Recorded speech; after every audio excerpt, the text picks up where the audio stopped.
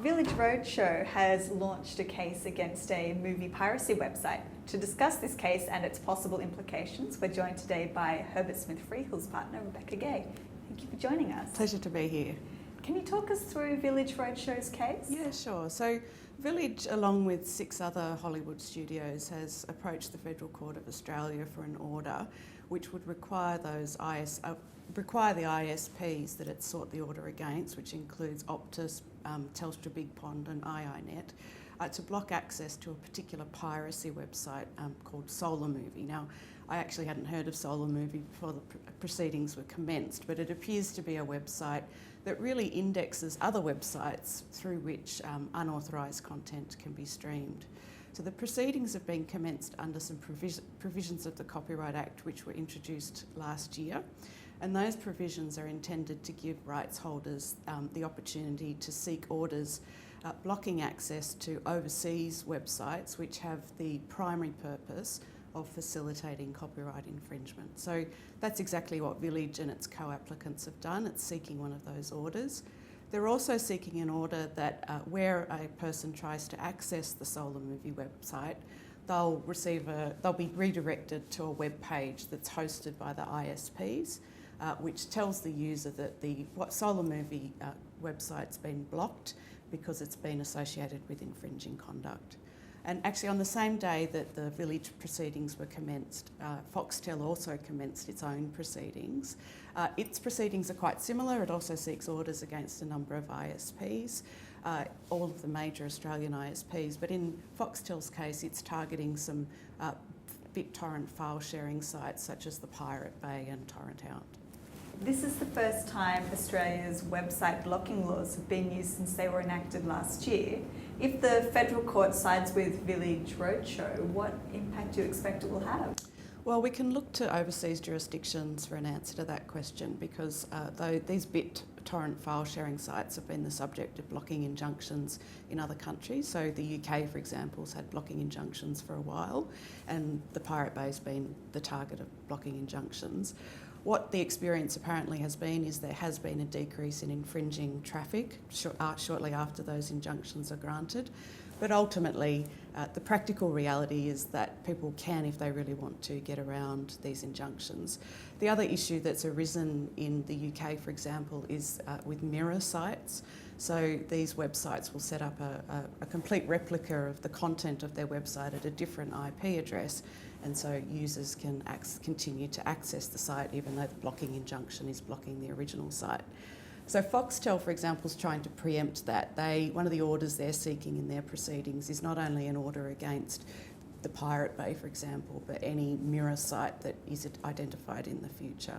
So overall, I think a successful result must slow down traffic to the relevant sites. It sends a clear message to people that rights holders are going to act.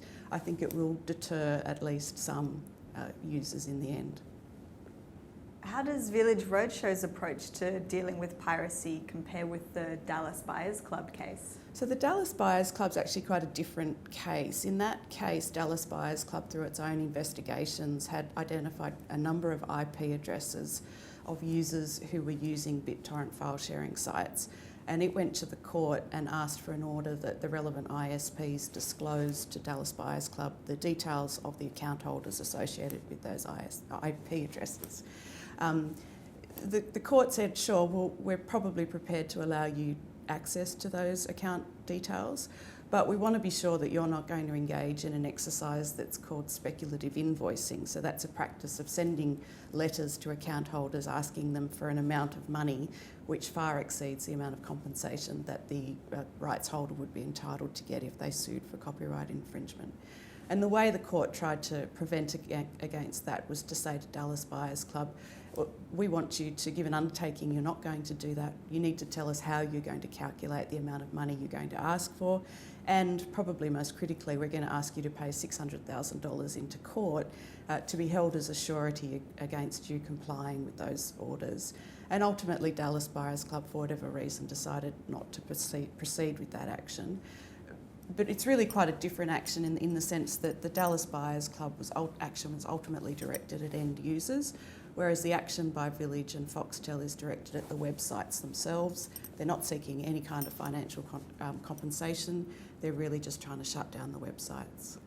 What other approaches have rights holders taken in Australia to tackle online piracy? Look, it's been really difficult for rights holders in Australia generally. There aren't a lot of legal avenues, and the scale of the problem really makes it very difficult. And just as an indicator of scale, in the US, apparently Google deals with 100,000 requests for takedown material every hour under particular legislation that allows for takedown notices. So the scale of the problem is enormous. There's been an attempt, as you might know recently, to set up a notice scheme in Australia which would have required ISPs to issue infringement notices to any account holders who are associated with infringing conduct. That's fallen over because the rights holders and the ISPs couldn't come up with an agreement around cost allocation. Some people say, well, if you just make the content available in a timely and a cost-effective way, then the problem will go away. I think the counter to that is, well, there are other jurisdictions where you might say content is already available fairly cheaply and fairly quickly, and still piracy is a major issue. So I think, unfortunately, the short answer is it's very difficult for rights holders. Thank you for your time today. Thank you.